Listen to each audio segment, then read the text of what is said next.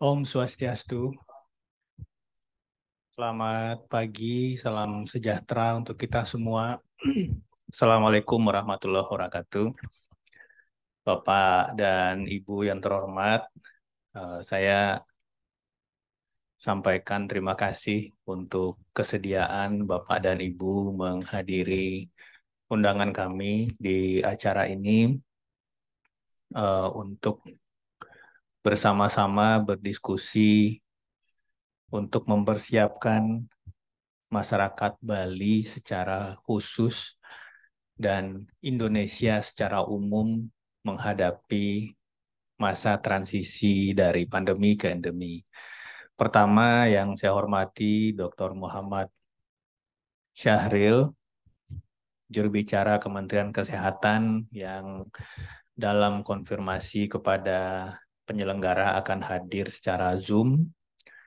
Kemudian Pak Inyoman Gede Agus Asrama, Kepala Unit Kebijakan Strategi, Tim Pakar Satgas COVID, mewakili Profiku, Pak Heri, Kabid Komunikasi Publik, Profesor Igusti Ngurah KD Mahardike, terima kasih Prof. Sudah berkenan hadir bersama kami. Dari BPBD Provinsi, yang mewakili Pak Kalaksa siapa Pak? Belum hadir ya?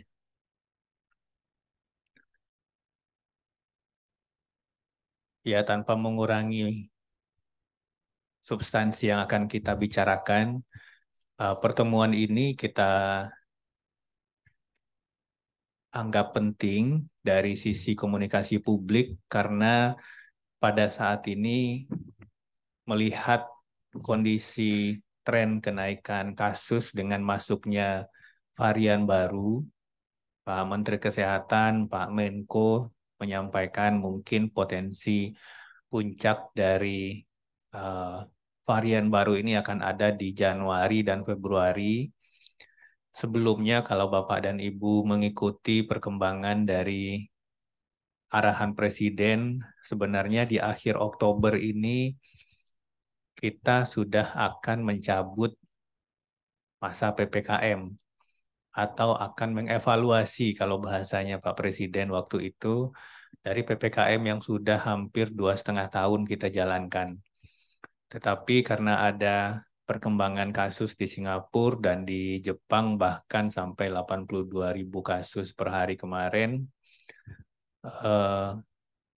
kebijakan untuk mengevaluasi PPKM ini kemudian ditunda sehingga dari instruksi Mendagri yang terbit Senin kemarin itu masih berlaku PPKM meskipun level 1. Ini nanti yang harus kita siapkan. Kemudian ini memang kita melihatnya dari perspektif komunikasi publik. Karena saya dan Pak Heri dari bidang komunikasi publik Satgas, ada hal-hal mungkin yang perlu kita bicarakan bersama, bagaimana strategi komunikasi publik kita, baik itu dari Satgas Nasional maupun nanti turun ke Satgas Provinsi, Kabupaten, Kota, untuk tetap menjaga atensi masyarakat supaya tetap pada implementasi prokes, PHBS, pola hidup bersih sehat, sampai nantinya ke percepatan vaksin booster. Nah, kenapa kita adakan di Bali? Karena juga mendukung perhelatan G20 dan kita tahu Bali adalah hub kedua negara kita setelah Jakarta, sehingga mungkin pola-pola komunikasi publik yang efektif perlu kita bangun terlebih dahulu di daerah-daerah yang menjadi kunci pertemuan, kunci dari interaksi masyarakat yang memungkinkan terjadinya potensi penyebaran. Nah, di sini yang kami harapkan nantinya dari teman-teman provinsi, kabupaten, kota di Provinsi Bali, kita bisa sharing, kita bisa diskusi, dan juga mendengarkan dari narasumber kira-kira pola komunikasi seperti apa yang bisa kita jalankan di provinsi, di daerah, dan bentuk-bentuk dukungan seperti apa yang mungkin diharapkan dari pemerintah pusat, Satgas Pusat.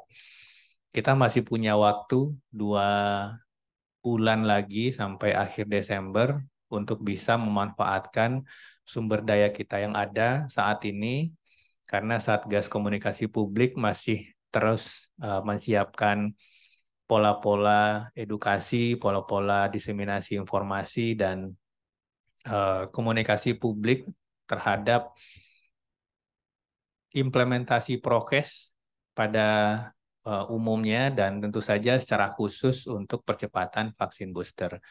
Jadi diskusi ini memang kita nanti akan kerucutkan ke arah bagaimana kita bisa membangun strategi komunikasi publik menghadapi potensi XBB yang nantinya, kalau dari perkiraan Pak Menteri Kesehatan, Pak Menko Marves, itu akan ada di Januari Februari, tanpa harus melakukan hal-hal yang terlalu uh, kaku, tanpa harus melakukan hal-hal yang kembali mungkin bergeser ke waktu-waktu yang lalu, tetapi yang akan kita perkuat di sini adalah bentuk-bentuk komunikasi publik dan edukasinya.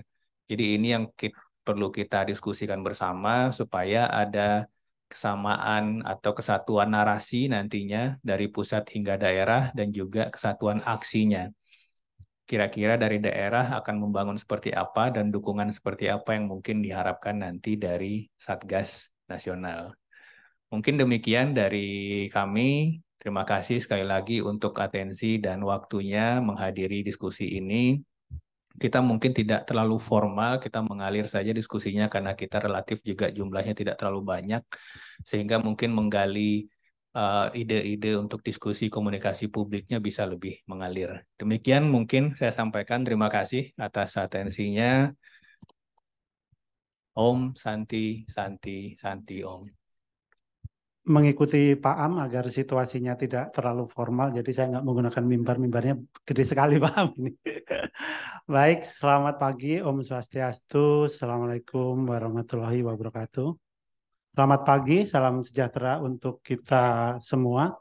Bapak Ibu sekalian yang saya hormati, Pak Am, Prof. Mardika, Pak Nyoman, dan Bapak Ibu dari Satgas Penanganan COVID di Provinsi Bali. Ini merupakan kesempatan yang luar biasa kita bisa bertemu, dan mestinya di akhir-akhir tahun ini kita sudah lebih rileks gitu, karena COVID sempat kita kendalikan dengan sangat baik.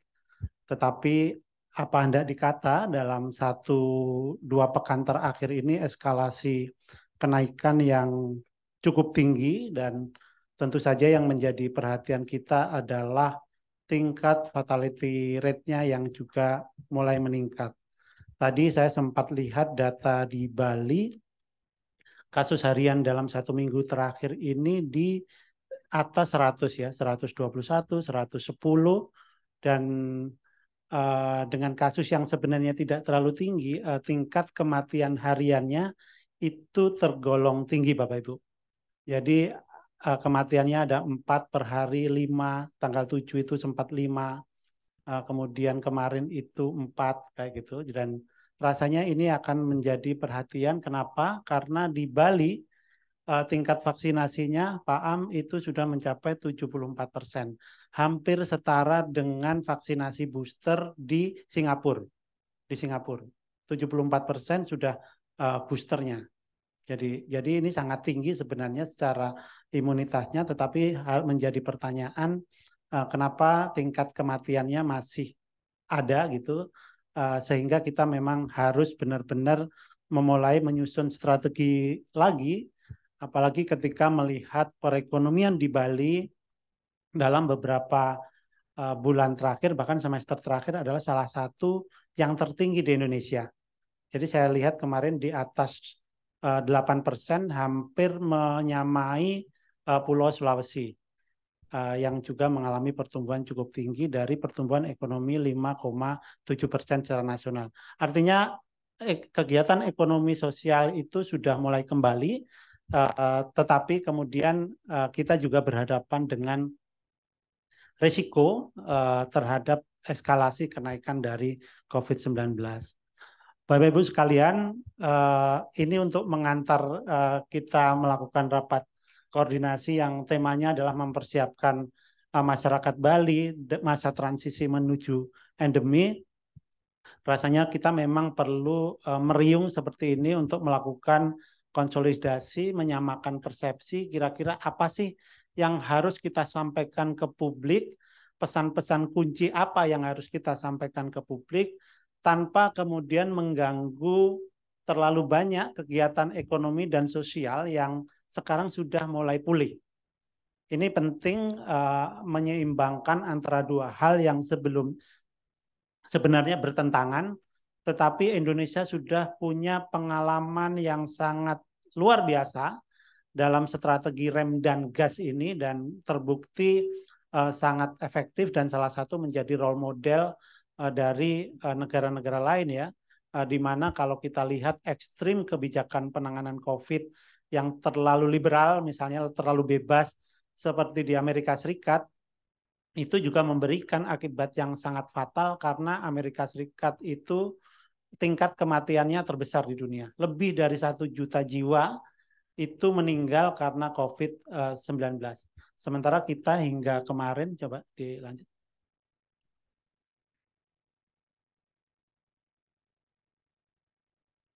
Kemarin ada tingkat kematian secara sejak pertama kali ditemukan itu 158.000. Bapak Ibu sekalian, rasanya forum ini nanti juga akan menjadi tempat karena di sini sudah ada narasumber, ada Pak Nyoman, ada Prof. Mardika, nanti ada rekan kami dari Kementerian Kesehatan Pak Sahril yang akan menyampaikan beberapa hal ya terkait dengan bagaimana sih sebenarnya perkembangan terakhir, bagaimana mitigasi yang dilakukan oleh Kementerian Kesehatan, hingga kemudian strategi apa sih yang kemudian harus bersama-sama kita jalankan.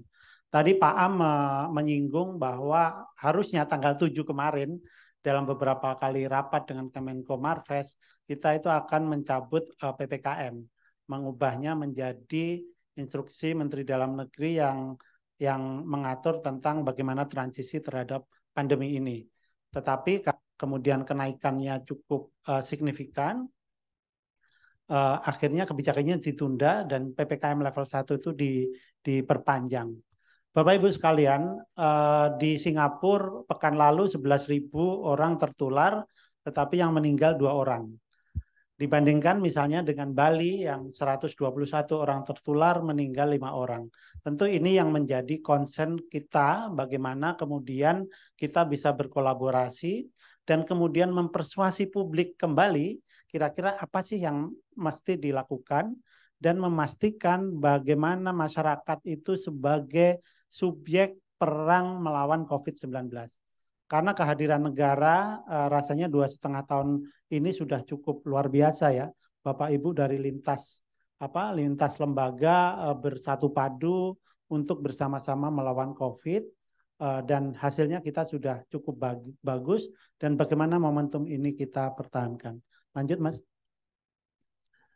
Ini yang terjadi dalam 2,5 tahun terakhir, Bapak Ibu, ada banyak hal yang begitu mungkin akan menjadi cukup traumatik ya, tetapi kita berhubungan dengan virus, rumah sakit, kematian, penderitaan, kehilangan, kemudian kita harus melakukan adaptasi kebiasaan baru dengan protokol kesehatan 3M yang mungkin benar-benar kita kenal dalam 2,5 tahun terakhir dan sekarang hampir menjadi belief dari sebagian besar masyarakat, di mana protokol kesehatan, pola hidup bersih dan sehat itu sangat bermanfaat buat kita dalam melawan pandemi COVID.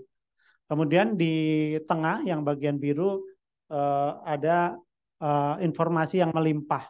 Jadi bagian kita yang berkomunikasi dengan publik ini begitu banyak hal informasi tentang COVID ini sehingga kita inflasi. Bahkan di antara kita ini udah dapat gelar PhD dari WhatsApp University karena begitu banyak informasi yang masuk di gadget kita. Kira-kira begitu Bapak Ibu. Ekstrimnya karena semua informasi begitu melimpah, tetapi kita juga harus berhati-hati.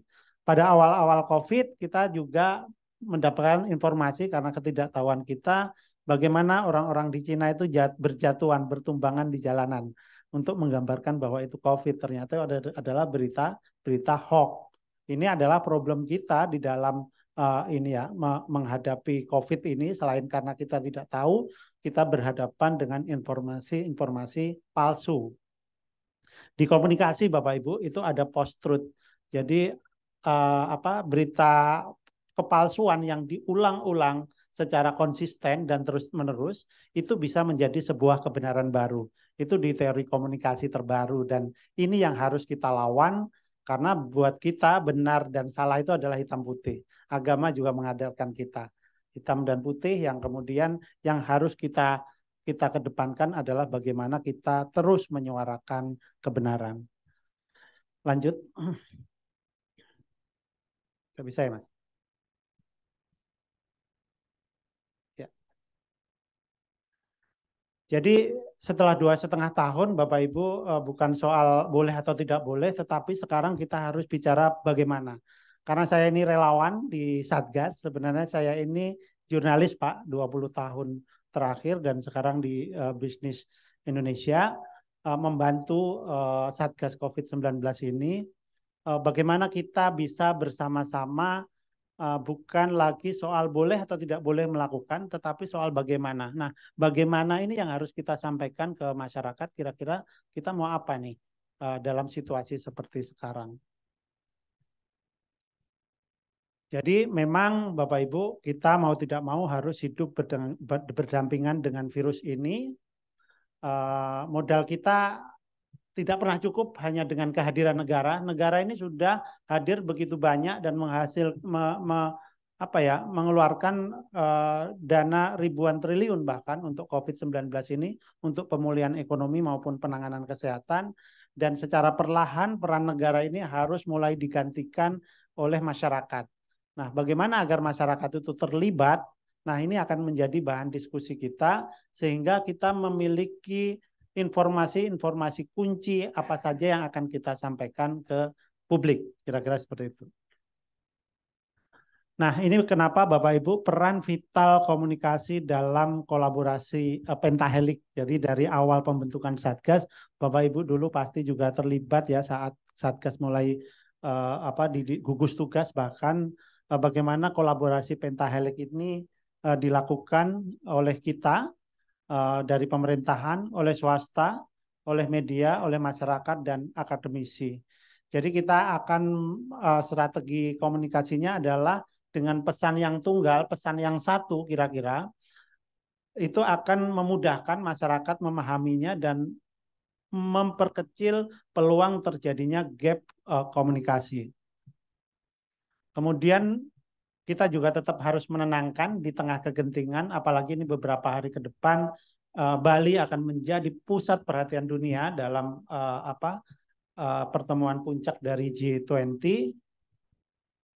Kemudian bagaimana kita terus melakukan kolaborasi dengan kanal komunikasi massa di daerah.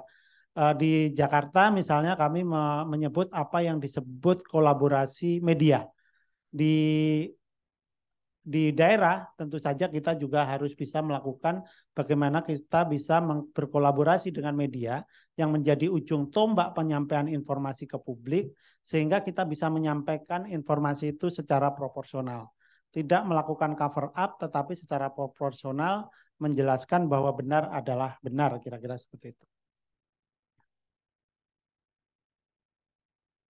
Next, Mas. Kadang bisa, kadang enggak. Ya, ini adalah perjalanan translasi data menjadi informasi. Jadi kalau masing-masing di sini Bali adalah salah satu yang saya perhatikan informasinya paling cepat dan akurat. Saya selalu tiap hari mendapatkan update dari Pak Made Rentin, Pak Kalaksa yang mengupdate bagaimana situasi Bali. Beliau juga sangat kooperatif dan ini juga mencerminkan dari bagaimana Bapak Ibu ini juga di Bali dari kabupaten kota yang ada secara kolaboratif dalam bersama-sama menanggulangi COVID. Ini Bapak Ibu kira-kira nanti mungkin bisa menjadi salah satu acuan ya, tidak menjadi acuan utama. Bagaimana data dan informasi, data itu kemudian diolah menjadi informasi sehingga masyarakat itu secara proporsional bisa memahami. Saat ini concern kita adalah bagaimana untuk mencegah fatality rate yang meningkat adalah dengan melindungi kelompok rentan. Kelompok rentan ini siapa? Ya kelompok yang punya komorbid, orang yang tidak bisa divaksin, dan kelompok lansia. Mungkin ini yang menjadi concern hingga pekerjaan kita menjadi fokus. 2-3 hari lalu kematian tertinggi itu terjadi di Jawa Tengah sama di daerah istimewa Yogyakarta, Bapak Ibu. Kenapa terjadi di sana? Jadi kalau pengalaman sebelumnya memang populasi lansia di Yogyakarta itu memang jauh di atas rata-rata daerah-daerah lain, sehingga kematiannya lebih tinggi. Artinya bahwa lansia-lansia ini mungkin belum di booster atau belum memiliki imunitas, atau kemudian lansia-lansia ini tidak menjalankan protokol kesehatan dengan baik, yang kemudian menjadi pekerjaan kita untuk melakukan edukasi. Bapak Ibu juga bisa terus melakukan pemantauan arus media massa, melalui pemberitaan, kemudian laporan Satgas, pemberitaan KPCPEN, atau kemudian juga Satgas di daerah. Jadi ini yang kemudian disampaikan. Kemudian penting juga Bapak Ibu untuk menetapkan agenda setting mingguan. Ini penting dilakukan agar kemudian kita ini satu suara gitu. Dulu Pak Kasatgas yang pertama, kita ini bersatu aja belum tentu menang melawan COVID, apalagi kita bercerai-berai. Jadi kolaborasi pentahelik tadi menjadi kunci. Salah satu ketua ID dulu Pak Komaidi mengatakan bahwa perang melawan COVID ini adalah strateginya harus perang semesta, Bapak Ibu. Jadi nggak bisa sendiri-sendiri gitu. Dan itu datang dari dokter, bukan dari tentara. Rasanya ini sebuah inspirasi yang kemudian membawa kita sampai sejauh ini, membawa kita menjadi salah satu negara yang cukup baik menangani COVID-19, tetapi sekarang berhadapan dengan tantangan eskalasi kenaikan kasus yang diperkirakan terjadi pada bulan Januari 2022. Jangan sampai hajatan di Bali, G20 ini, pertemuan puncak ini menjadi klaster baru dari penularan misalnya. Makanya kemudian protokol kesehatan yang dilakukan juga sangat ketat. Ada surat edaran nomor 20 dari Satgas untuk kegiatan-kegiatan berskala besar, di mana di atas 1.000 itu protokol kesehatannya juga diatur dengan sangat ketat. Kemudian data, kemudian bagaimana yang keenam tadi, informasi ini disampaikan Bapak Ibu. Ini kanal-kanal sumber informasi yang bisa kita pakai. Ini beberapa bagaimana meningkatkan ketahanan kesehatan masyarakat. Ini beberapa pesan kunci sebenarnya. Apa sih yang harus kita lakukan gitu ya. Saya dengan Prof. Wiku sering diskusi karena ini biasanya kalau kasus naik ini media mulai banyak bertanya. Kira-kira pesan kunci apa Prof yang harus kita sampaikan kayak gitu. Kuncinya apa dalam menanggulangi eskalasi kenaikan? Kita nggak mungkin mundur ke belakang dengan melakukan pembatasan yang lebih ketat, karena kita tahu betapa melukainya ya pembatasan kegiatan sosial itu bagi ekonomi masyarakat, terutama ekonomi Bali misalnya, yang 54% bergantung dari pariwisata. Pariwisata ini kan mengandalkan mobilisasi manusia ya, manusia dari antar daerah dan antar negara. Dan rasanya sih Bapak Ibu, saya sangat merasakan, sangat berempati bagaimana masyarakat Bali ini berjuang lebih keras dibandingkan masyarakat provinsi-provinsi lain dalam bertahan sehingga kita bisa tetap berdiri di sini hingga hari ini. Ini Bapak Ibu yang PHBS tadi, perilaku hidup bersih dan sehat, yang sekarang menjadi salah satu cara paling murah. Ngemasnya itu adalah cara paling murah untuk menanggulangi kenaikan kasus sekarang ini adalah protokol kesehatan dan perilaku hidup bersih dan sehat. Kenapa perilaku hidup bersih dan sehat? Karena vaksin itu pun kalau kita sudah booster itu tidak membuat kita risiko tertularnya 0. Jadi pakai masker juga masih ada peluang-peluang untuk terjangkit. beberapa kasus sekarang yang terjadi, beberapa mitra kami gitu yang tertular COVID di saat-saat akhir ini terjadi bukan karena dia tidak punya imunitas, tetapi karena dia terlalu bekerja keras sehingga kurang tidur dalam 2 hari misalnya, sehingga akhirnya kondisi yang lemah memudahkan dia tertular dan memiliki gejala COVID-19. Ini sebenarnya beberapa fokus kampanye yang pernah dilakukan dan hingga sekarang masih dilakukan, tapi nggak perlu saya putar, saya lanjutkan aja. Oh, harus ya. Ini yang lama, Bapak Ibu. Ini dilanjutkan aja, Mas.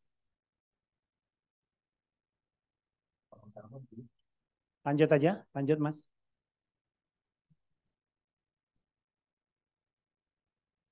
Nggak bisa ya, dicek. Di slide berikutnya, Mas Ilham. Ya ini yang terakhir salah satu bentuk bahwa menekankan bagaimana masyarakat bahwa pandemi itu belum selesai.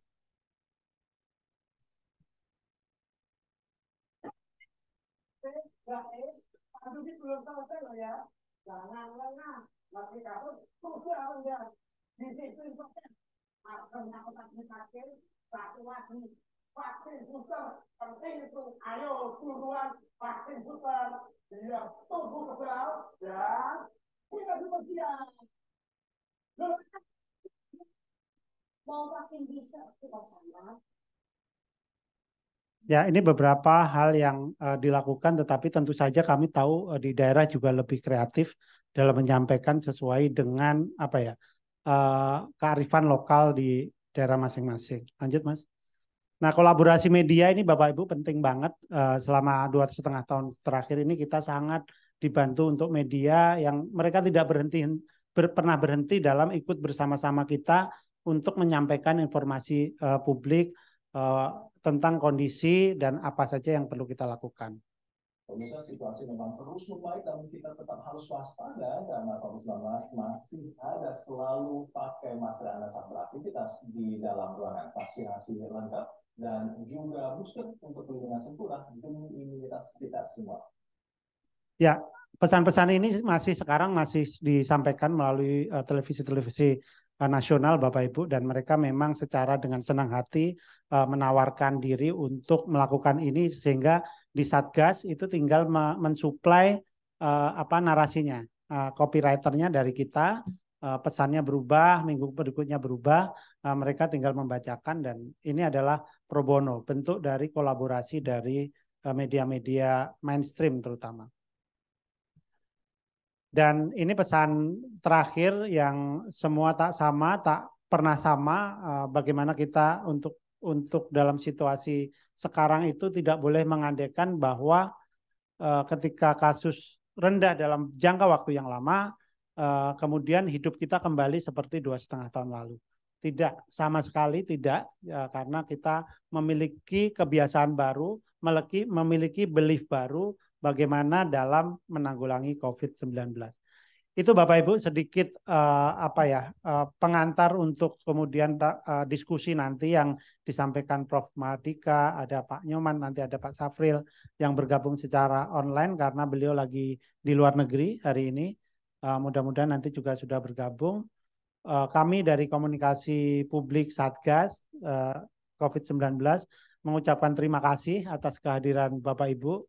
Pak Am juga yang juga menyempatkan hadir di sini, para narasumber yang tadi dari Karangasem 2 jam berkendara ke sini sehingga kita bisa duduk bersama-sama nanti menyamakan persepsi, berdiskusi, bahkan juga memberikan masukan tentang evaluasi apa saja yang harus kita lakukan dalam menyusun strategi komunikasi dalam 1 atau 2 bulan ke depan. Demikian Bapak Ibu, terima kasih. Selamat menjalankan rapat, kita berdiskusi. Terima kasih, selamat siang. Wassalamualaikum warahmatullahi wabarakatuh.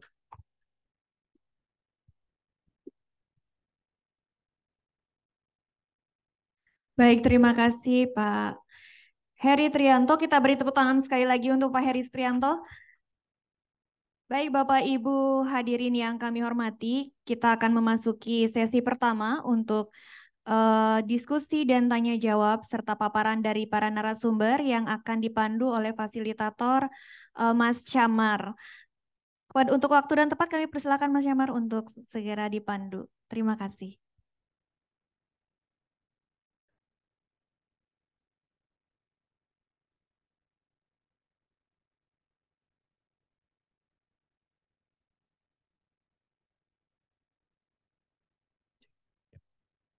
Baik, Assalamualaikum warahmatullahi wabarakatuh.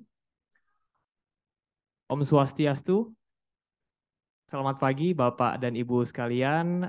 Senang sekali saya Chamar Hendra yang akan memandu untuk diskusi dan juga rapat koordinasi pada hari ini.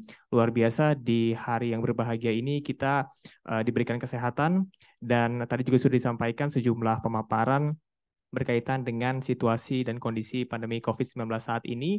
Dan kita akan membahas mengenai bagaimana mempersiapkan masyarakat Bali dalam masa transisi menuju endemi. Seperti kita ketahui Bapak dan Ibu sekalian bahwa saat ini pandemi masih ada di Indonesia, sudah 2 tahun lebih dan sejumlah aspek masyarakat ini terdampak, utamanya untuk sosial ekonomi. Dan baru-baru ini pemerintah melalui Kementerian Kesehatan juga sudah mengkonfirmasi bahwasanya ada temuan subvarian baru, yakni varian XBB.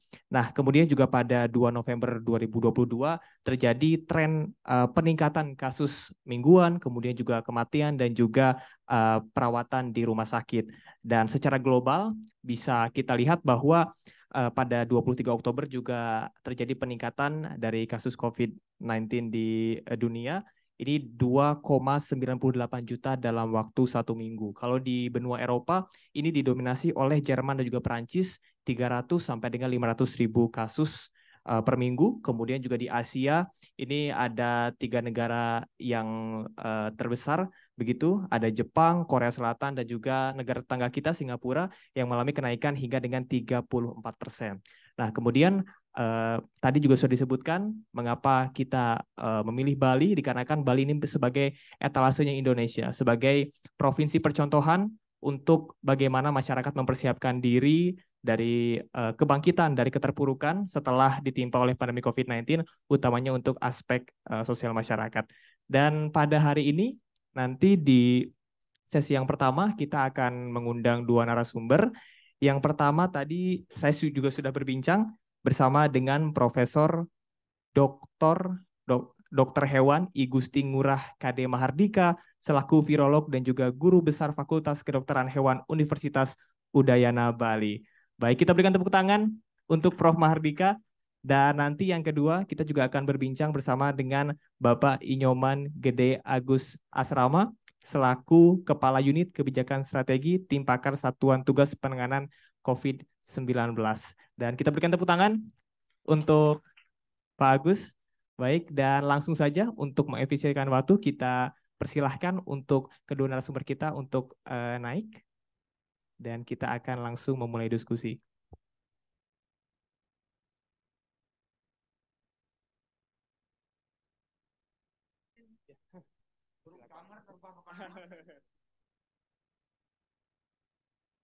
Baik.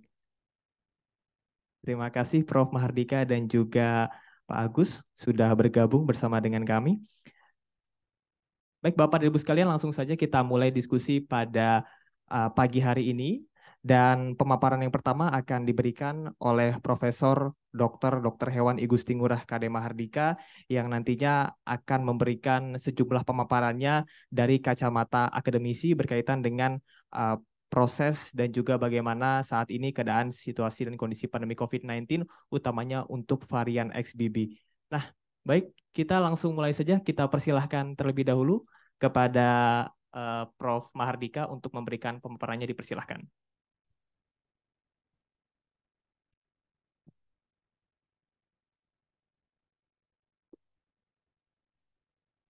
Tes.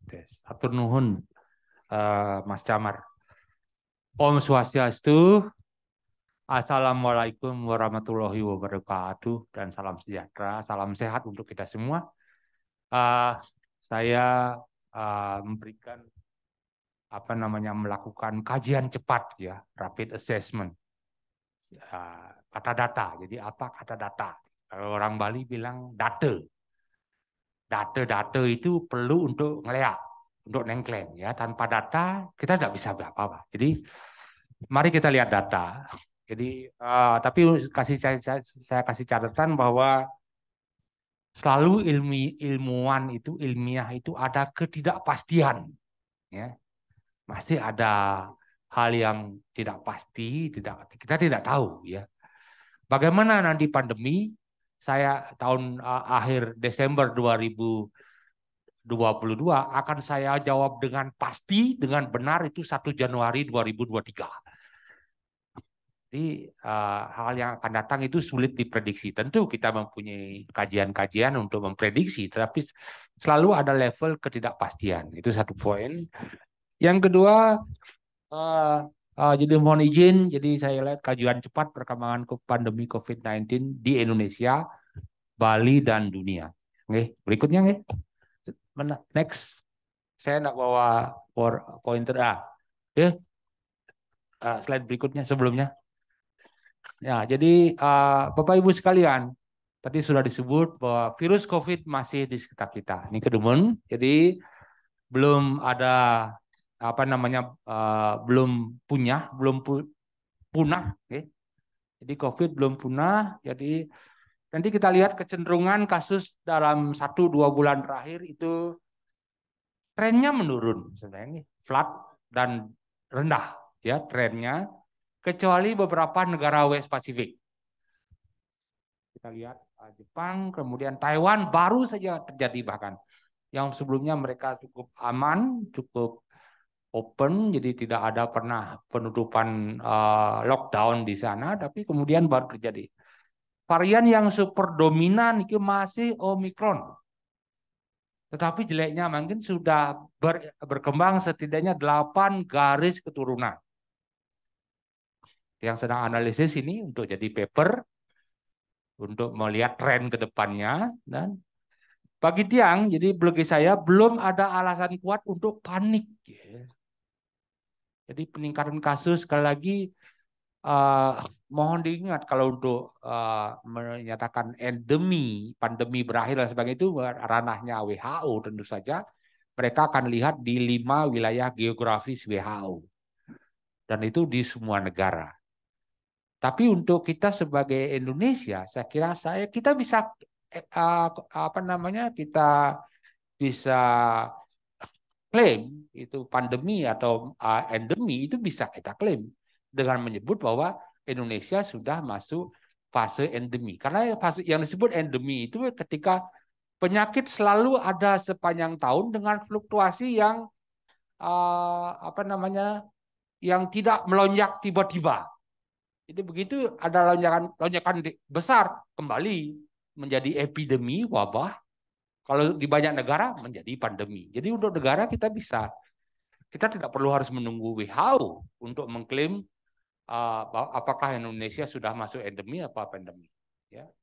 Endeminya. Jadi sebenarnya harus kita lihat endemi, tidak endemi dan VS pandemi, tapi endemi VS epidemi. Itu yang kita bisa lihat.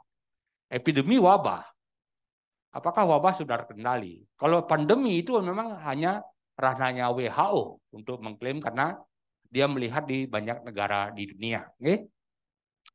Nah, indikator-indikator yang bisa dipakai sebetulnya adalah, tadi sudah ada beberapa disebut, tingkat hunian rumah sakit misalnya. Jadi kalaupun ada peningkatan kasus, tetapi ada tingkat hunian rumah sakit, kemudian fatalitas, dan lain sebagainya, di samping yang standar, seperti jumlah sampel yang positif atau positivity rate, itu yang bisa dipakai. Yang ini dan jumlah tracing itu jadi indikator yang bisa dipakai sebetulnya. Apakah kemudian tamat satu lagi, apakah ada excess mortality? Ya, tadi sudah disebutkan ada kenaikan fatalitas. Tapi adakah excess mortality? Adakah jumlah kenaikan orang yang meninggal dunia sebelum pandemi dengan sama sekarang dalam waktu yang relatif tidak bisa hari ini ya, mungkin minimal 3 bulan. Mungkin lebih cakep lagi kalau 6 bulan, lebih bagus lagi 1 tahun. Jadi excess mortality artinya jumlah kematian sebelum pandemi, katakanlah misalnya Indonesia per hari sebelum pandemi kematiannya ada tercatat 10.000 misalnya. Pada saat ini selama 3 bulan itu sudah masih 10.100 atau 9.800. Jadi tidak ada excess mortality di sana. Di sini artinya beban kesehatan, tekanan COVID terhadap beban kesehatan atau sistem kesehatan Indonesia sudah longgar. Dan dari sana sebenarnya sekali lagi saya mengadvokasi untuk endemi. Endemi itu kita punya hak, negara ini punya hak mengklaim. Saya sebagai saintis kalau dikasih data saya boleh mengklaim bahwa ini endemi. Tapi kalau pandemi itu memang hak ranahnya WHO. Jadi kita mestinya hanya 2, epidemi, pandemi. Ketika sistem kesehatan mulai kewalahan kembali, maka epidemi. Tapi ketika sistem kesehatan kendur, jadi tingkat hunian rumah sakit yang rendah sampai sekarang, kemudian tentu kemudian kita bisa mengklaim. Jadi kita bisa mengklaim. Ya. Yang lain adalah salah satu masalah utama di Indonesia adalah kontak tracing-nya rendah. Bali pernah satu orang sakit, 1 orang ditrace. Sekarang rata-rata 3, nanti saya sampaikan datanya. Ini yang utama. Bagaimana kita mengklaim endemi kalau kita tidak testing? Testingnya rendah. Ini yang mestinya harus ditingkatkan dulu. Nah, memang kapasitas negara untuk testing itu relatif rendah. Kita harus akui, ini negara kita, negara saya, negara kita semua. Kalau kita bandingkan kemampuan India testing itu 2 juta, 3 juta sampel per hari. Dan semua PCR. Tidak ada yang rapid antigen. Cina itu 13 juta per minggu. Peraratannya 3-4 juta per hari. Kemampuan kita maksimum 200.000. Pernah saya dihitung oleh Pak Wiku, Prof. Wiku. Dan itu pun 60% adalah dengan rapid antigen yang tidak sensitif. Artinya sensitivitas rapid antigen itu 80%. Artinya dari 100 orang yang bawa virus, 80 akan terdeteksi positif, 20 dianggap negatif. Sementara PCR sensitivitasnya di atas 95. Artinya dari 100, 95 terdeteksi positif, 5 atau bahkan lebih kecil terdeteksi negatif. Ini masalah kita nih. Ini yang saya lihat dari lama dan saya sampaikan di banyak kesempatan. Berikutnya, kita lihat datanya. Nah, oh ini ya, bisa di sini ya. Oke, kita lihat datanya ini, data Indonesia, ya, Indonesia. Positif rate-nya 15%. WHO menggariskan 3%. Tentu kita bisa tidak klaim ini. Kita tidak bisa klaim ini sebagai endemi. Tetapi kontak tracing kita rendah. Ini 10 lumayan. Nasional. Bali nanti kita lihat 3. Pernah 1. Ya, saya pernah ditelepon oleh Pak Depkes, Pak Gubernur katanya komplain. Kenapa Prof. Mardika mengatakan testing kita rendah? Data nasional, data resmi yang saya tunjukkan. Saya tidak pernah pakai punya data sendiri, data resmi. Dan ini yang terjadi. Ini yang mesti menjadi perhatian kita. Jadi positive rate. Kalau sampelnya lebih banyak, ya mungkin positive rate-nya lebih rendah. Ya ini yang menjadi challenge kita. Berikutnya nih Bali sama saja. Ya, bahkan rata-rata sekarang 3. Jadi teman-teman dari BNPB, Depkes, 1 orang dideteksi 3. Yang bahkan lucu katanya nih di kampung saya di tracing, tapi cuma ditanya KTP, nggak ambil sampel. Lah ngapain di tracing? Gimana dia tahu bahwa itu kamu bawa virus apa tidak? Saya hanya ditanya KTP, dicatat nomor KTP, tapi sampel nggak diambil. Itu yang terjadi. Jadi ini jadi ya dengan kapasitas seperti ini positive rate Bali itu 10%. Jadi dari 100 yang diperiksa 10 positif. Pernah kita 40, 45 pernah. Dari 100 yang diperiksa 45 positif. Itu zaman Omikron dan zaman Delta. Zaman Omikron paling crazy, paling gila itu. Ini catatan saya. Kemudian data. Jadi bukan ini datanya mengatakan demikian ya. Data resmi. Nah, kecenderungan kasus dan angka kematian memang mendata rendah. Jadi sekali lagi, apakah betul ini peningkatan? Sementara fatality ya meningkat. Artinya kita harus lihat bahwa yang disebut dengan picture besarnya, gambar besarnya adalah misalnya excess mortality. Ya orang meninggal mah ada. Apalagi kemudian zaman Omikron, saya punya data yang selalu disuplai oleh Pak Rentin, itu sampai umur, nama, meninggal karena diagnosisnya apa, kemudian apa namanya komorbidnya apa, saya punya datanya semua. Dan semuanya adalah lansia, kemudian komorbid, umumnya punya komorbid, meskipun juga vaksinasi ada. Ya. Ini juga, kita lihat, kita bersyukur ini sebenarnya waktu Omikron jauh lebih rendah dibandingkan pada waktu Delta. Kita memang paling terguncang dengan Delta. Nah, di mana aktivitas virus meningkat di dunia? Kita lihat Agustus 2022 ini di ungu ini. Ungu ini adalah Western Pacific. Western Pacific itu Jepang, Korea Selatan, Cina, Taiwan, Vietnam dan sekitarnya, Malaysia, Singapura, Filipina, Australia, Papua New Guinea, dan kepulauan di Pasifik ini. Ini di sini aktivitas tingginya. Ini benar lihat. Sementara di Asia itu rendah, di Asia Selatan. Kita termasuk South Asia, Southeast Asia. Gabung dengan Thailand, gabung dengan India sampai ke Arab Saudi. Kita satu wilayah WHO. Sini ya. Kemudian kita lihat fatalitas. Artinya ini kasusnya meningkat belakangan ini di Pasifik Barat, kemudian sedikit juga datar di Amerika, ya di Amerika, dan kurang lebih datar di Eropa. Ini. Sedangkan kematian sekali lagi ini juga lonjakan itu di Pasifik Selatan dengan kurang lebih datar di Afrika, di Eropa dan di Amerika. Jadi ini datanya. Jadi menarik nih, ini menarik sekali. Saya kemudian telusuri di mana di Pasifik Barat. Saya ketemu itu di Korsel, Jepang, Taiwan, dan Singapura. Gambar Singapura saya tidak tunjukkan karena jumlah kematian harian di sana selalu single digit di 5, 2, 1 gitu. Nggak pernah lonjakan tinggi di Singapura. Tapi yang ini menarik sekali misalnya adalah di Korea Selatan ini terjadi peningkatan kasus, sekarang sudah menurun. Kemudian Jepang yang ini luar biasa sekali, yang kasusnya luar biasa dalam bulan terakhir ini. Kemudian dan ini yang ini Taiwan, luar biasa peningkatan kasusnya yang sebelumnya hanya rendah sekali, ya, dengan kapasitas mereka bagus sekali dan apa namanya PHBS mereka ketat sekali. Jadi negara-negara yang sudah sejak lama membiasakan diri memakai masker, Jepang, Korea, Cina, Taiwan. Ini ada apa ini? Ini menarik sekali. Tapi sekali lagi saya tidak tahu nih, belum tahu, sedang saya pelajari. Dan saya harap peneliti dari Jepang, peneliti dari Korea, Taiwan, Korea Selatan segera menyebab ada apa ini. Nah kalau dilihat kemudian penyebabnya, cakupan vaksinasi Anda perhatikan. Semua negara yang tadi ya di sini Singapura, Taiwan, South Korea, Jepang itu sudah lebih dari 80% dari total populasi. Sementara kita kekeh dari target kita 70% penduduk.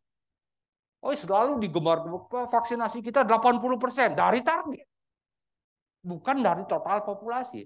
Bapak Ibu sekalian, ya, saya buat statement di mana-mana bahwa vaksin COVID-19 itu tidak mampu menekan transmisi komunitas, tapi mampu menekan risiko masuk rumah sakit. Itu nih. Sehingga ya vaksinasinya harus the more the better, lebih banyak lebih bagus. Ini yang saya sampaikan. Tapi ternyata kita masih kekeh dengan kita masih medium rendah ini. Medium ini capaian kita 65-60% dari total populasi ini. Tapi ini sekali lagi Jepang, Taiwan, South Korea ini dan Singapura luar biasa. Apa yang membuat ini vaksinasi sudah tinggi, tapi Taiwan terutama meninggal banyak, meningkat tajam belakangan. Ini yang menarik sekali. Kita lihat sekarang virusnya. Nah, ini kita lihat virusnya. Virus dunia ini yang terakhir sekarang, ini yang terakhir. Ini adalah yang saya lingkari merah, semua turunan Omikron. sekarang ini sudah ada 1, 2, 3, 4, 5, 6, 7, 8. Ini data terakhir yang dia akses kemarin jam 7 malam. Datanya. Jadi ini Omicron Sami. Dan XBB yang tadi disebut yang di Singapura ini adalah 22F. Ya, 22F. Oke. Jadi di mana masalahnya? Yang lihat di mana saja XBB ada, saya cari semua datanya. Di dunia hanya 2.600 data. Bayangkan Bapak Ibu sekalian, sekarang ini ada 7 juta data di dunia. Atau 13 juta, lupa saya. Yang XBB hanya 2.000, kecil sekali. Saya heran ini, kenapa digembar-gemborkan oleh pers? Maaf Bapak Ibu sekalian, banyak wartawan, El Sinta, RRI, Pro FM, minta saya bicara tentang ini, saya tidak mau. Saya tidak mau membuat gaduh. Ya, saya tidak mau. Karena artinya analisis data saya juga belum menunjukkan kenapa. Bukan ini penyebabnya. Anda perhatikan di sini. Ini ada di mana-mana. Sudah di mana Australia, Afrika, ada di mana memang yang paling dominan di Asia. Ya. Di mana kemudian? Perhatikan Taiwan 0. Jadi yang Taiwan meledak itu bukan oleh XBB. Jadi kalau ini jelas banget. Dan kemudian kita lihat, Singapura, ya Indonesia sudah banyak datanya juga, 73 data saya akses, Korea Selatan 22, Jepang 31, ini. Tapi ini sekali lagi Taiwan tidak ada di sana. Jadi bukan karena XBB ini. Jadi Singapura memang paling banyak, tapi kemudian di sana ternyata fatalitas hanya di satu single digit, selalu single digit ya. Dari sana kemudian Bapak Ibu sekalian, sebagai penutup saya kira sudah saya sampaikan, tapi mungkin yang terakhir saja saya stressing lagi. Salah satu masalah utama kita adalah jumlah kontak tracing yang masih rendah. Ini yang harus menjadi tugas kita untuk mengadakan data real yang sebenarnya. Ya. Kemudian lingkup vaksinasi COVID-19 masih perlu ditingkatkan. Jadi saya kira itu yang kurang lebih Tapi saya sekali lagi saya belum melihat alasan, meskipun Pak Menteri, Pak Luhut, Pak Menkes sudah menyebut itu. Saya selalu, we have the capacity to analyze the data.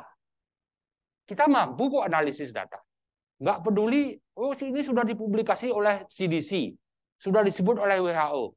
Enggak, kita mampu menganalisis data.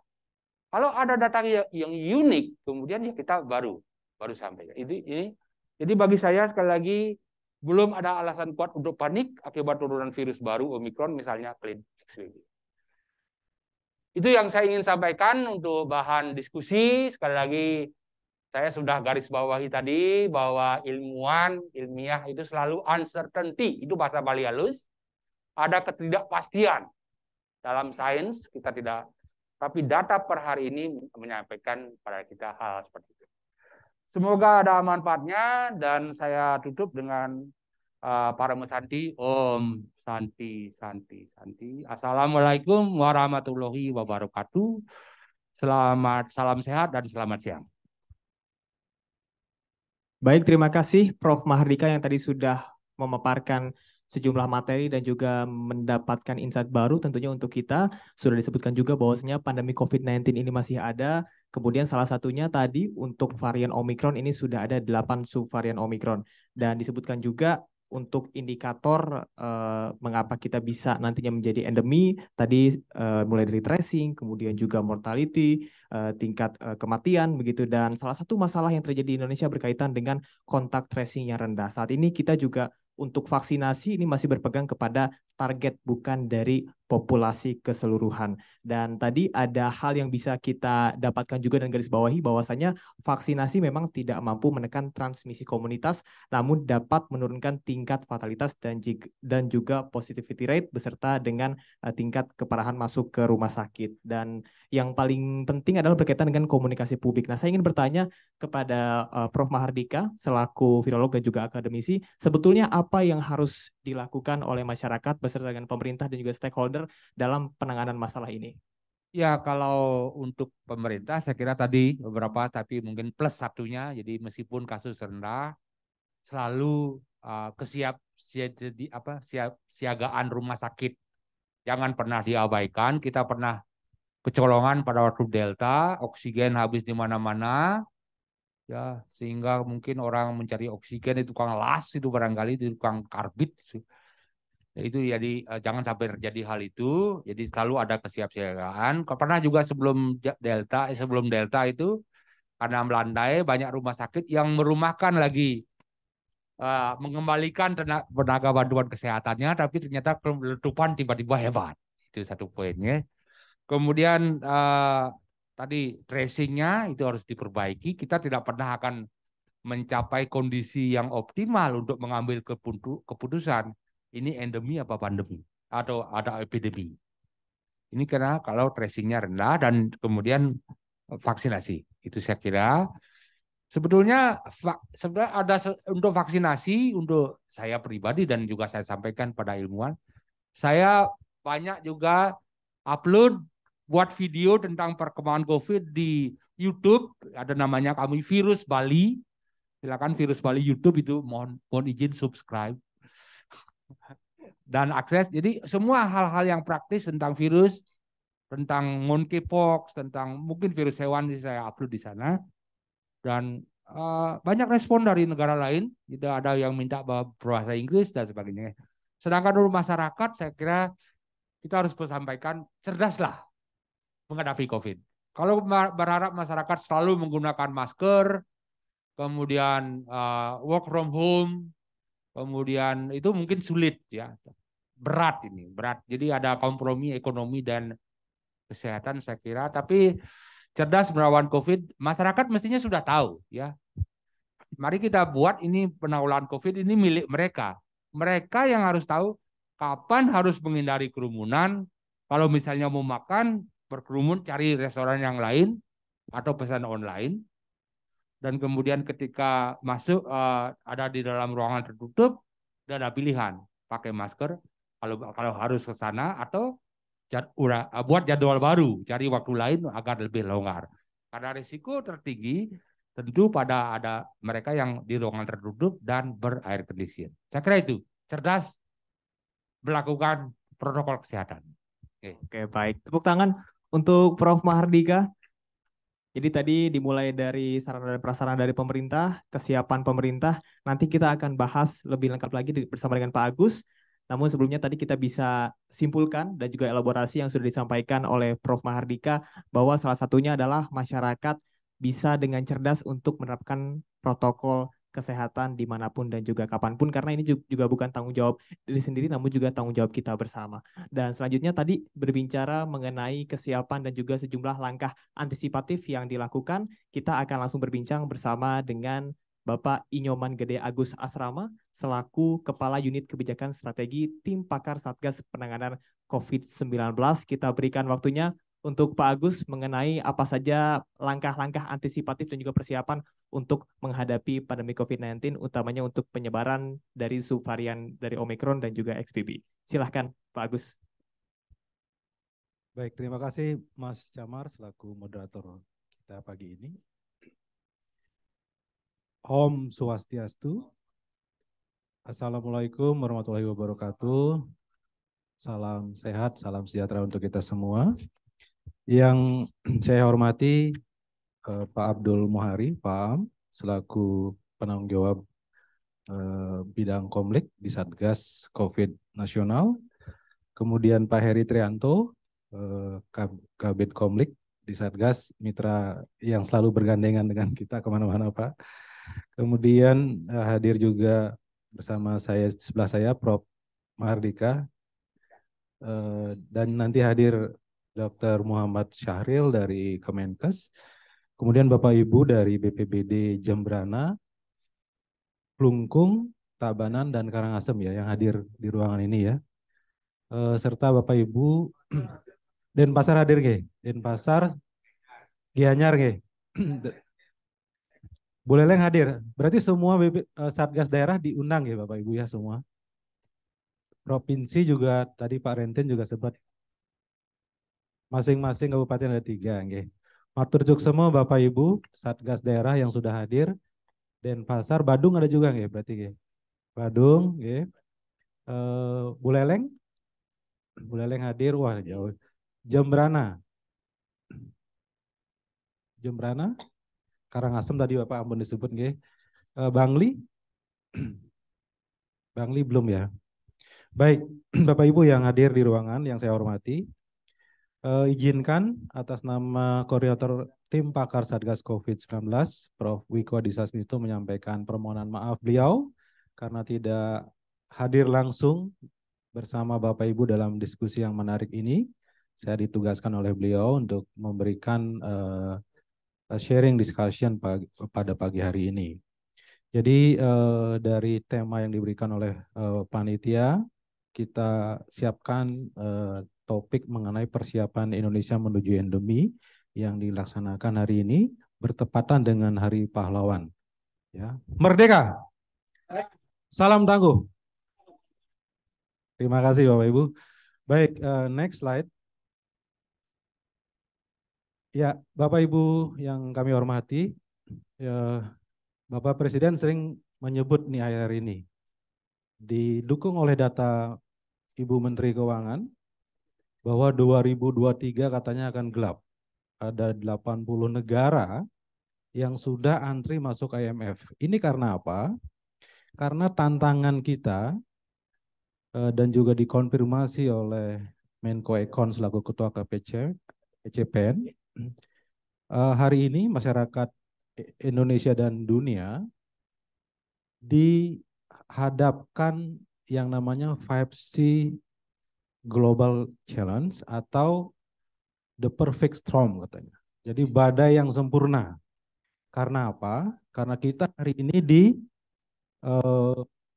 oleh COVID. Ya, C yang pertama itu COVID, C yang kedua itu adalah climate change, ya, akibat alih fungsi lahan dan juga berbagai hal itu menyebabkan pemanasan global dan climate change. Kemudian juga konflik, ya, Rusia dan Ukraina walaupun dua negara jauh dari kita, tetapi dampaknya kemana-mana Bapak Ibu. Dan ini juga konflik tidak hanya perang Ukraina-Rusia. Konflik juga terjadi di jarak yang dekat dengan kita.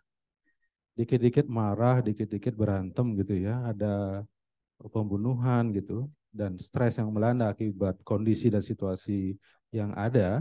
Ini juga menjadi tantangan hari ini buat bangsa kita.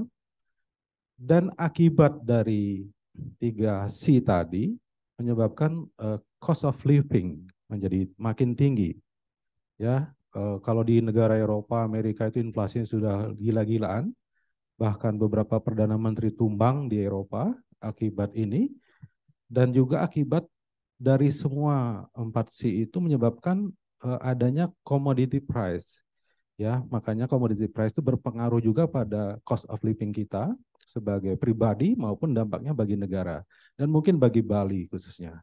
Jadi hati-hati, inilah tantangan kita yang kita hadapi ke depan itu tidak hanya masalah pandemi COVID, tetapi ada hal lain yang sangat mengancam kehidupan kita sebagai pribadi, sebagai sebuah pulau di Bali dan juga sebagai sebuah bangsa.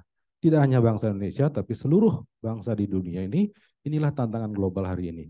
Next slide.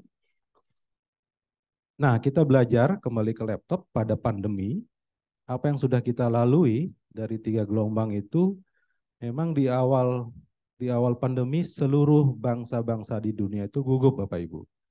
Tidak ada satu formula, mungkin juga para peneliti waktu itu karena varian pandemi adalah hal yang baru di era kita, maka pada awal-awal pandemi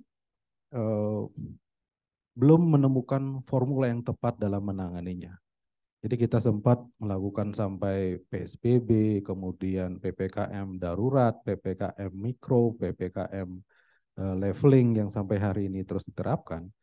Dan inilah pelajaran berharga dari bangsa kita.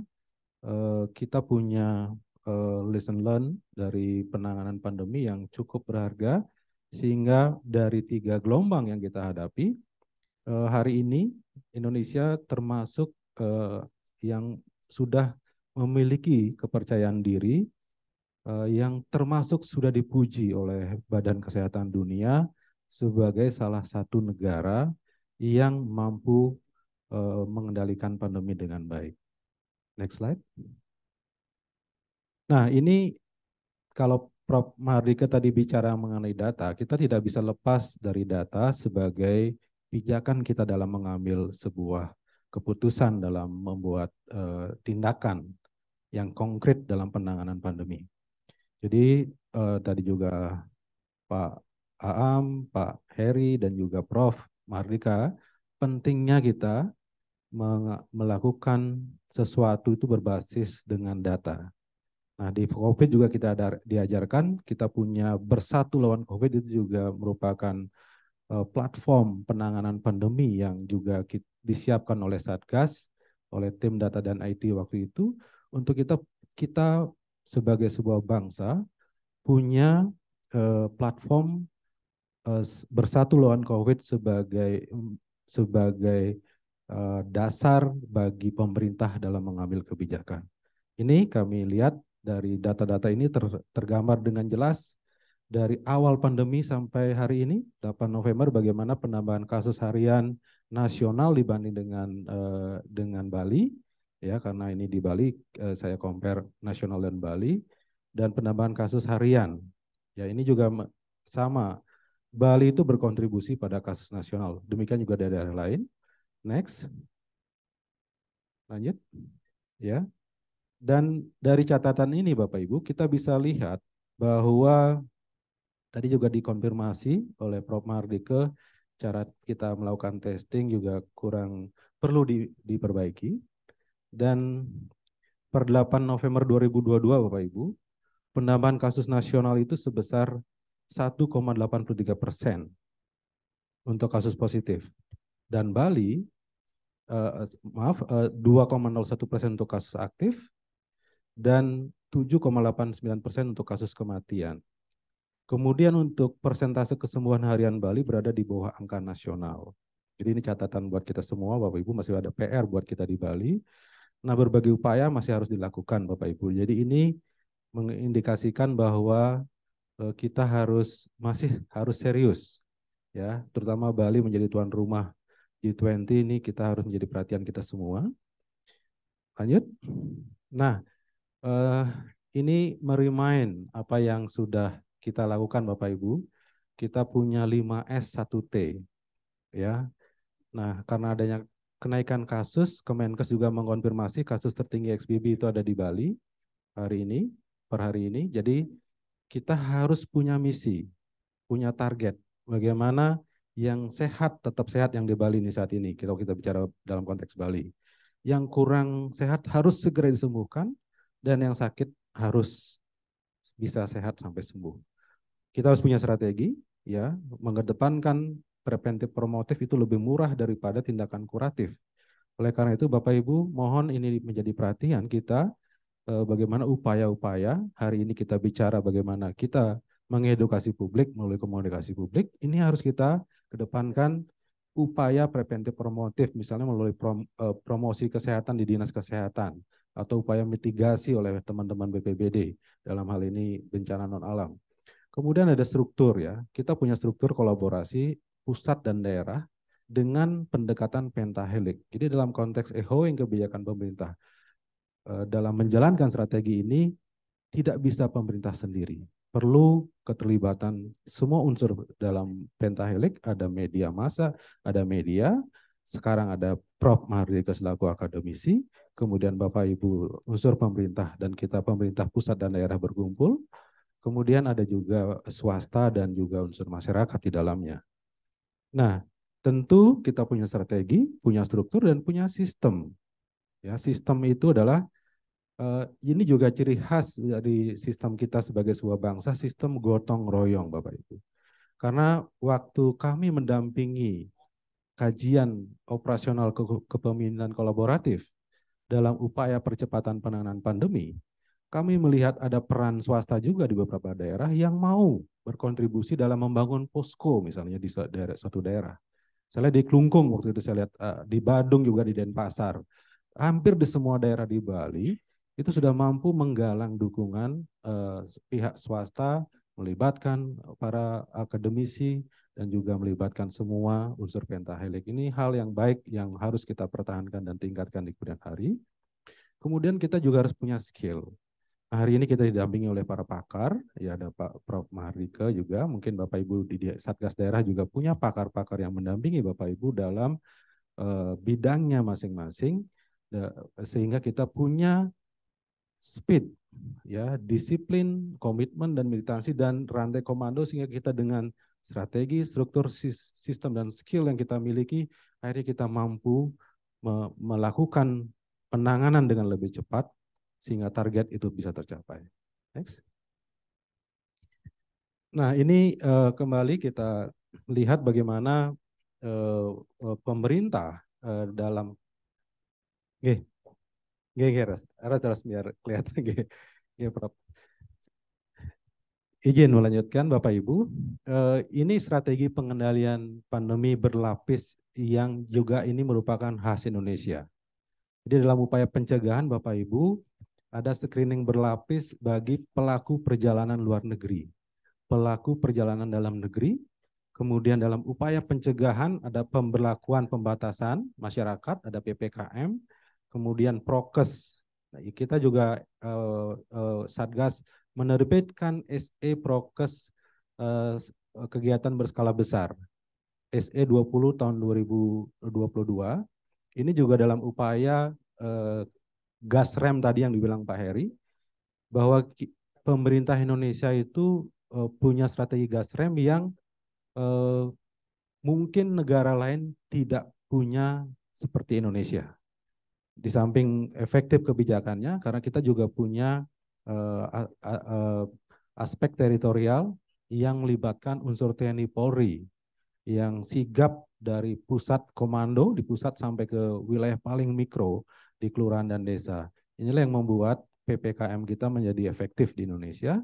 Kemudian ada upaya pengawasan, ya, Bapak Ibu adalah bagian dari upaya pengawasan juga dalam penerapan prokes, kemudian penerapan bagaimana waktu itu juga ada SE kawasan publik, ya Bapak Ibu, melibatkan swasta dalam mengawasi kawasannya sendiri. Ya, waktu itu SE nomor 19 tahun 2021, waktu itu diterbitkan oleh Kasatgasnya waktu itu masih Pak Gandhi Varsito. Beliau menerbitkan ini dalam rangka upaya kita bagaimana swasta juga menjadi bagian penting dari pengawasan prokes di wilayahnya masing-masing. Sehingga tugas Bapak Ibu sebagai Satgas hanya melakukan pembinaan di daerah tersebut. Nah, kalau sudah terkena, maka upaya-upaya tindakan penanganan kasus kuratif itu juga dilakukan dengan baik oleh pemerintah melalui pelaksanaan 3T, ya. Tadi juga ditekankan berkali-kali oleh Prof. Mahardika mengenai pentingnya 3T, testing, tracing, dan treatment. Kemudian untuk membentuk kekebalan komunitas juga vaksinasi, ya. Sekali lagi vaksinasi prokes itu vaksinasi booster yang menjadi semua syarat perjalanan baik dalam maupun luar negeri, bahkan yang umroh juga itu sudah disyaratkan booster sekarang. Tujuannya apa Bapak Ibu? Agar masyarakat dengan kesadarannya sendiri mau melakukan booster tanpa harus dikejar-kejar oleh petugas. Kalau dulu kan kita tahu Bapak Ibu, petugas TNI Polri, Babinsa, Babim Kadimas sampai mengejar-ngejar objek atau warga negara untuk mau divaksin. Nah, hari ini dengan aturan yang ada, skala besar harus booster, perjalanan dalam negeri, luar negeri harus booster, mengakses beberapa akses publik harus booster. Ini juga mengharapkan kesadaran masyarakat untuk mau dengan sendirinya di booster gitu, tanpa harus dikejar-kejar oleh petugas. Nah, kita punya alur komando yang tadi sudah saya singgung tadi, dari nasional sampai desa kelurahan, di mana posko, ya, kita punya posko dari pusat sampai desa kelurahan itu menjalankan 4 fungsi. Pencegahan, penanganan, pendukung, dan pembinaan. Inilah yang menjadi juga cara satu ciri khas dari bangsa kita. Kita punya satuan tugas yang dilengkapi dengan posko yang menjadi instrumen pengendalian pandemi di Indonesia yang kolektif kolaboratif Bapak Ibu. Kenapa saya bilang kolektif kolaboratif? Karena di Satgas dan posko inilah ada semua unsur terlibat di dalamnya. Semua unsur pentahelik ada di situ, ada unsur pemerintah, ada unsur swasta juga, ada unsur media, ada unsur akademisi, ada unsur masyarakatnya, karena di sana juga ada tokoh masyarakat, tokoh agama yang dilibatkan di dalam satuan tugas maupun di posko di desa kelurahan. Agar apa? Agar Satgas bisa menjalankan fungsinya dengan baik dalam melakukan pengendalian pandemi. Lanjut. Nah, ini peran juga yang perlu kita highlight Bapak Ibu, bagaimana di pusat. Jadi kok bicara kolaborasi itu tidak hanya pusat daerah. Kami di pusat juga melakukan kolaborasi antar kementerian lembaga dalam menindaklanjuti perkembangan pandemi, merespon dengan kebijakan, dan bagaimana ini bisa diimplementasikan secara cepat oleh kementerian teknis terkait. Maka kami juga dalam merespon situasi yang ada, biasanya berdasarkan arahan Bapak Presiden dalam rakor tas maupun rapat kabinet, kalau ada arahan-arahan terkait dengan pandemi, maka segera direspon oleh kementerian lembaga dengan cepat. Dan oleh karena itu Bapak Ibu, mungkin ini juga menjadi salah satu catatan kita sebagai reformasi birokrasi di masa pandemi, bahwa kita, bangsa Indonesia, mampu menelurkan kebijakan yang adaptif dalam waktu yang tidak lama. Karena birokrasi selama ini kan dianggap terlalu bertele-tele Bapak Ibu, ada birokrasi dan ada proses panjang yang harus dilalui. Ternyata dalam masa pandemi ini kita bahkan dalam semalam bisa menerbitkan SE. Karena apa? Karena satu pemahaman, satu arahan, dan sudah adanya unsur kolaboratif antar kementerian lembaga. Ini harus kita syukuri, dan ini menjadi bagian dari pembelajaran di masa pandemi ini. Next slide. Nah, ini Bapak Ibu, gambaran tadi Pak Heri juga sudah menyinggung bagaimana peran media di sana sebagai hehoing pesan dari kebijakan pemerintah ya. Bapak Ibu, ini menghimpun juga, dan juga saat panik masyarakat perlu media juga ikut menenangkan. Jadi Pak Heri sudah paham banget, paham betul ya, sama paham untuk urusan ini. Saya meng-highlight apa yang beliau sudah lakukan. Jadi terima kasih atas semua kerjasama juga sampai pemerintah daerah. Waktu itu Satgas juga kita himbau bagaimana waktu kita melakukan kajian operasional itu, Bapak Ibu di daerah juga kita himbau bagaimana mencontoh kebijakan komunikasi publik oleh Satgas bidang komunikasi publik di pusat, dan juga oleh Kominfo misalnya, itu yang sudah sedemikian banyak adaptasi-adaptasi, kemudian ada inovasi dalam berkomunikasi dengan publik, itu menjadi bagian dari hal yang kita juga daerah harus lakukan. Jadi mungkin beberapa daerah juga kami lihat punya inovasi-inovasi dalam melakukan komunikasi dengan publik. Kalau di Bali kan biasanya mungkin bisa menggunakan celekontong ya Bapak, mungkin celekontong gitu ya, yang lucu-lucu yaitu. Kalau orang ketawa itu kasih pesan itu biasanya lebih masuk daripada orang stres, kemudian dengan ya dalam situasi yang nggak tenang itu, apa yang diinfokan biasanya kurang masuk. Tapi kalau dalam suasana yang rileks, ya dikasih pesan-pesan yang mengena. Nah itu walaupun dalam suasana yang kekinian begitu, mudah-mudahan ini menjadi media-media komunikasi publik yang bisa diterima dan juga mempercepat pesan sampai ke masyarakat begitu. Kemudian tadi juga Pak Prof. Mardika kita sudah hadirkan sebagai unsur akademisi, kemudian pemerintah, swasta, dan masyarakat. Nah, nanti di Bali tentu kita tahu masyarakat kita, masyarakat adat itu cukup ketat ya dalam pelaksanaan kegiatannya di masyarakat. Ini juga perlu diedukasi Bapak Ibu mulai ketua adatnya, bagaimana kita tetap bisa melakukan ritual kegiatan keagamaan dengan baik di masa pandemi menuju transisi ini, dengan ikut membantu pemerintah bagaimana semua kegiatan, tidak hanya ekonomi, tapi semua aktivitas sosial keagamaan kita bisa dilakukan dengan baik, dengan tetap prokes. Kemudian mungkin yang belum divaksin booster di sana juga dihimbau untuk booster, gitu ya, karena itu merupakan kegiatan-kegiatan yang di mana masa berkumpul, begitu. Lanjut. Nah, ini Bapak Ibu sebagai upaya-upaya yang dilakukan pemerintah ya tadi bagaimana KL, kemudian sampai level daerah, kita sudah berkolaborasi dalam melakukan upaya. Ini terutama saat kenaikan kasus, kita terbukti upaya-upaya ini ya Bapak Ibu, pemberlakuan PPKM, kemudian waktu PPKM kita juga ada pengaturan sistem bubble waktu itu Bapak Ibu.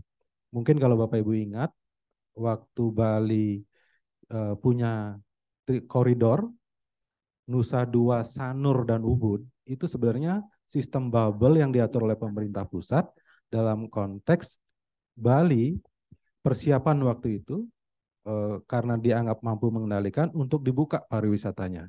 Ini sama dengan Batam waktu itu.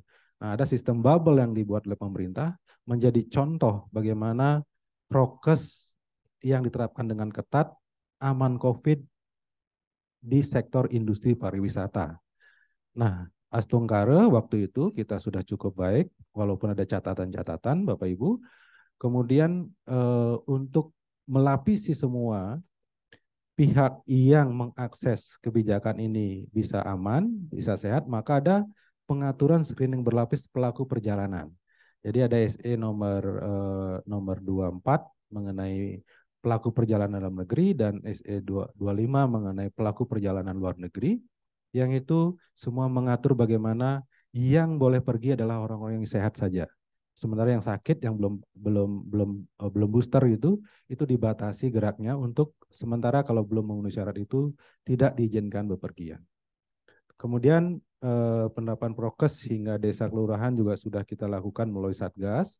Kemudian pelaksanaan vaksinasi dan tentu kegiatan 3M dan 3T, dan kegiatan ini upaya ini ternyata mampu dan efektif dalam pengendalian COVID di Indonesia. Next slide. Nah, ini Bapak Ibu melihat kemungkinan yang akan terjadi. 2022 ini menjadi tantangan bagi kita. Apakah Satgas itu masih ada atau tidak, Bapak Ibu? Apakah Perpres terkait dengan KPCPEN maupun Satgas itu akan dicabut atau tidak? Ini menjadi tantangan. Walaupun demikian, hari ini juga bagian dari upaya kita dalam memberdayakan kementerian, lembaga, dan daerah dalam kemandirian pengendalian pandemi di Indonesia. Nah, ini ada isu kelembagaan dan kegawat daruratan seperti tadi juga disinggung oleh Prof. Memang WHO lah yang berhak mencabut status pandemi di dunia. Jadi ketika WHO belum mencabut status pandemi, maka kita masih negara-negara di dunia ini masih berstatus masih pandemi, belum endemi. Tapi kita patut bersyukur ya, sekali lagi Indonesia sampai hari ini walaupun di tengah isu kenaikan termasuk mampu ya. Kemudian tadi juga Pak Aam sempat menyinggung mengenai rencana pemerintah mencabut PPKM, tetapi karena situasi yang ada akhirnya dia juga berubah, dan inilah isu-isu yang kemungkinan akan kita hadapi dalam 1-2 bulan ke depan, Bapak Ibu. Next slide. Nah, ini skenario ketika Satgas COVID itu akan diakhiri. Satgas itu berarti kita di pusat maupun di daerah, Bapak Ibu. Maka sebagaimana sudah kita lakukan hari ini, ya, penanganan COVID itu dikomando oleh KPCPEN dan Satgas. Kemudian nantinya harapannya penanganan pandemi itu dikomando oleh kementerian lembaga teknis. Ya, misalnya di sini kalau bicara kesehatan tentu Kementerian Kesehatan. Kalau dalam upaya pemulihan ekonomi maka nanti dikomando oleh Menko Ekon beserta Menteri Keuangan dan juga Menteri Teknis Ekonomi terkait, ya begitu. Kemudian fungsi umumnya itu yang tadinya oleh Satgas melalui KPCPEN nanti oleh kementerian dan lembaga terkait. Kemudian metodenya ada penanganan kesehatan, pemulihan ekonomi. Maka terkait dengan itu yang sekarang oleh KPCPEN nanti akan ditransisikan ke Kementerian Teknis dan juga termasuk pemulihan ekonominya. Tentu yang harus dipikirkan kita punya aset dan SDM yang ini akan dikemanakan nantinya. Ya kalau SDM mungkin yang udah dicampur oke ya. Tapi yang ada aset-aset itu yang mesti didata dengan baik dan rapi sehingga BNN ini bisa dicatat dengan rapi menjadi peninggalan kita selain tadi ya kebijakan kemudian penanganan yang baik juga semua pencatatan asetnya bisa juga dengan baik kita lakukan sehingga pelaporan kegiatan kita sebagai Satgas bisa dengan baik kita pertanggungjawabkan akuntabilitasnya. Next. 3 menit lagi, baik. Ini yang harus kita tadi ditekankan sekali lagi Bapak Ibu, jangan lupa prokes, vaksin, surveillance dan komunikasi publik ya. Komunikasi publik kepada PHBS, perilaku hidup bersih dan sehat. Dan surveillance jangan lupa 3T ini sudah mulai melemah ya, testing, tracing, treatment dan juga jangan lupa Bali mestinya melakukan uji rutin zero survey sehingga terbentuk herd immunity. Next. Nah, ini indikator menuju Indonesia endemi Bapak Ibu bahwa saat tanggung jawab pribadi itu berpengaruh pada tanggung jawab bersama. Kalau kita mau mengakhiri pandemi menjadi endemi, maka tanggung jawab pribadi dan tanggung jawab bersama harus dilakukan secara bersama-sama, tidak bisa sepotong-sepotong kita melakukan kebijakannya. Next slide. Nah, ini Bapak Ibu terkait dengan Bali di masa transisi dalam upaya membangun ketahanan daerah.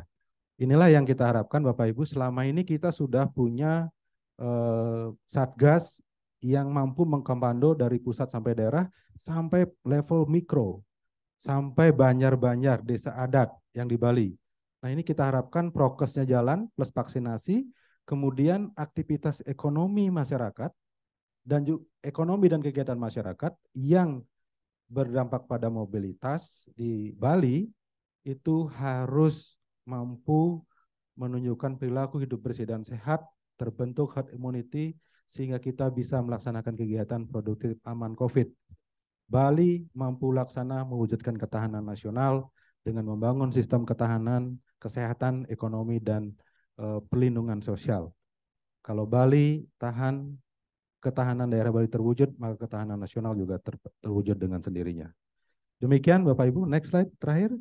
Kita memang harus bersatu melawan COVID. Tidak bisa sendiri-sendiri, tidak bisa sektoral, tidak bisa pemerintah pusat saja, daerah saja. Mari kita selalu bersatu melawan COVID-19. Terima kasih. Demikian yang dapat kami sampaikan. Saya akhiri dengan Assalamualaikum warahmatullahi wabarakatuh. Om Santi Santi Santi Om. Matur suksema. Baik, Waalaikumsalam warahmatullahi wabarakatuh. Baik, terima kasih Pak Agus yang tadi sudah memberikan sejumlah pemaparan kepada kita dan bisa kita elaborasi dan juga simpulkan bahwasanya tadi disebutkan jumlah kasus positif di Bali untuk persentase kesembuhan Bali itu ternyata masih di bawah angka nasional begitu ya Pak ya. Dan ini tentunya menjadi salah satu PR kita bersama dan jangan sampai nanti berpengaruh terhadap pegelaran G20 yang sebentar lagi akan dilaksanakan. Kita doakan bersama bahwasanya G20 Indonesia sebagai tuan rumah di Bali dapat berjalan dengan lancar tanpa hambatan. Amin. Kemudian tadi sudah disampaikan untuk penanganan strategis yang dilakukan ada 5S1T, ada strategi, struktur, sistem, skill, speed, dan juga target.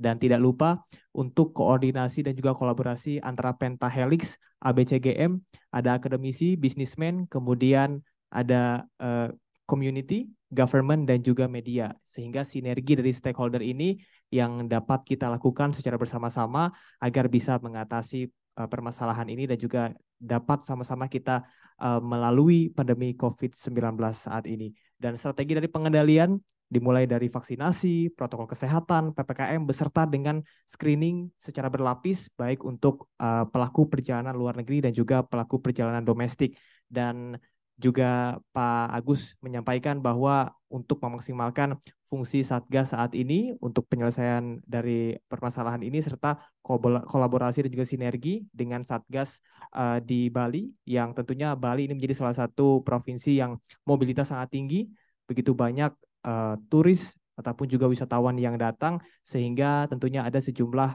penanganan juga perlakuan khusus yang perlu diberlakukan. Dan tadi yang terakhir mengenai herd immunity dan juga perilaku hidup bersih dan juga sehat agar kita semua dapat terhindar dari virus COVID-19 dan jangan lupa berkaitan dengan vaksinasi yang terus digalakan oleh pemerintah. Baik, terima kasih sekali lagi Pak Agus. Kita berikan tepuk tangan sekali lagi Bapak dan Ibu untuk Pak Agus. Dan setelah ini saya akan membuka sesi tanya jawab. Dipersilahkan bagi Bapak dan Ibu apabila memiliki pertanyaan boleh disampaikan baik untuk Pak Agus dan juga Prof. Mahardika, atau nanti setelah ini saya juga akan berikan kembali kepada MC untuk nantinya akan ada sharing dari masing-masing Satgas daerah yang sudah hadir pada hari ini untuk bertukar cerita dan juga berbagi pengalaman serta insight. Boleh kalau misalnya ingin lebih dekat dengan Bapak dan Ibu yang hadir, Pak Agus dipersilahkan untuk kembali menempati tempat duduk yang sudah disediakan. Hatur nuhun. Oke, baik. Baik Bapak Ibu, silahkan apabila ada yang ingin ditanyakan kepada Prof. Mahardika dan juga Pak Agus. Oke, baik, nampaknya sudah cukup paham dan juga cukup mengerti mengenai pemaparan yang tadi sudah disampaikan oleh kedua narasumber kita yang luar biasa. Setelah ini Bapak Ibu akan ada sesi break dan juga isoma, dan nantinya Bapak dan Ibu yang sudah hadir pada hari ini dipersilahkan untuk bisa bertukar pengalaman, informasi dan juga insight nanti masing-masing dari Satgas daerah yang sudah hadir pada hari ini. Saya Camar Henda, saya kembalikan ke moderator, ke Mbak Ayu, dipersilahkan. Baik, terima kasih Mas Camar. Kita beri tepuk tangan yang meriah untuk fasilitator kita pada hari ini. Baik Bapak Ibu, acara selanjutnya kita akan istirahat terlebih dahulu sebelum nanti kita akan masuk ke sesi berikutnya, yaitu pemaparan dan diskusi pada sesi kedua oleh narasumber yang berikutnya. Kemudian kita akan ada sharing session terkait pengalaman Bapak Ibu saat menangani COVID-19 di wilayahnya masing-masing.